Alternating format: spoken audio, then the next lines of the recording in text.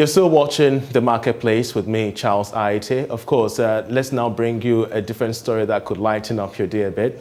He left the shores of Ghana not with the intent of selling the artistic traditional treasures of Ghana, but today, Ebenezer Akakpo's dreams are coming true to fruition as his spectacular redesigning of a bus shelter with Ghana's Adinkra symbols gained acclaim in the USA.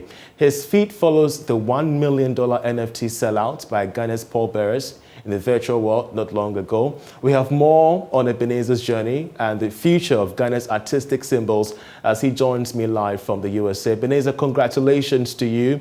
What informed your artistic choice for Ghana's Adinkra symbols? First of thank you so much for having me on this program. It's surely an honor, and I can't say I'm not grateful. I'm extremely grateful and excited.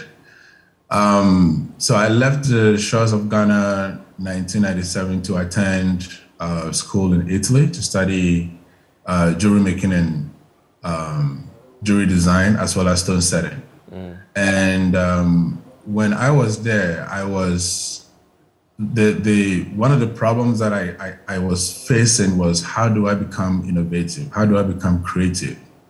And on one of my trips, to those of you who are familiar with Florence, there's a place called Ponte Vecchio, where they have a lot of jewelry shops in the same space. And I was amazed by the differences in design, even though the jewelry shops were all nested together in the same space. That every jewelry shop had their own take on, I would say, the symbol of patience, which is the Akoma symbol. And that was when I had the aha moment that, wow, I'm coming from a country where we have these visual language symbols, like hundreds of them. How cool will it be if I can, with modern technology, leverage and come up with innovative ways of actually promoting the symbols in the Western culture? Impressive. And of course, it begs the question, are we actually tapping into the rich potential of our traditional symbols enough to talk of the art industry in Ghana? I think so. I mean, I have a friend who runs, I think it's Oye Bags, and I've also witnessed a lot of modern or current artists patronizing the symbols in very unique ways. And it makes me happy. It brings me joy. But the best we can do for ourselves is to create uniqueness, even though we are all speaking the same language. I mean, for example, we all speak English, right? But when we are given an assignment to write about ourselves, or when we're given an assignment to write about a topic, we are all going to talk about the same topic, but with different twists. And that's how I look at it. The symbols are visual language symbols. So long as each artist can have a twist on it, it will be unique. Of course, your work has gained acclaim in the United States and I believe in parts of the world as well. But how best can Ghanaian artists boost tourism with an international appeal, just as you have? Wow, that's I don't want to say it's a tough question, but it's a question that needs to be answered. I will give you an example. Maybe the example that I will give is not even related to this story, but like many years back, I remember I started focusing on precision work, and I made a trip to Maryland, where there are a lot of Ghanaians, because I felt like they are familiar with the symbols and it would be an easy sale. But then I'm buying gold from here and I'm doing the production from here, so it's not going to hold the same price weight. So I remember a friend of mine took me to this family, and I was all excited about, the precision of my work, like, the craftsmanship.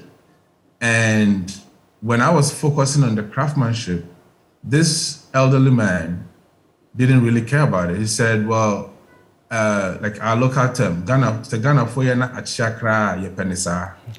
And that is when I realized that we don't have any accountability for our artists and designers. If somebody makes something for you and the thing is crooked, it is best for you to tell them to fix it. It is by fixing that it become better. I had the same mentality when I went to Italy. And I made a ring. The ring was crooked. And then the professor asked, why is my ring crooked? And I said, because it's handmade. So then he said, is the statue of David, which was carved by Michelangelo, is it crooked? And I said, no. Is it handmade? I said, yes. And he said, well, go back and redo your work. Because in everything that you create, even if it's crooked, there's symmetry. It needs to make sense. You don't just make it crooked just because it is handmade. And I think if we can hold each other accountable for that purpose, for that reason, it will change. All right. I want to find out from you finally, what does the future hold for your redesigning project? Are we to see more of America's bus stops given a Ghanaian touch, or you're looking at, shipping this idea back home? Well, I'd like to have it in both places, shipping the idea back home, as well as I've already started getting some leads for different states. Hopefully, it is my dream and my hope to be able to have them in all 50 states. So good luck to me, and hopefully I'll be able to bring the same idea also to Ghana. And congratulations once again. Ebenezer Akapo there, artist, founder, Akapo Designs. He has made this lovely project of redesigning bus stops in the United States and hopes to, emulate such projects back home in Ghana.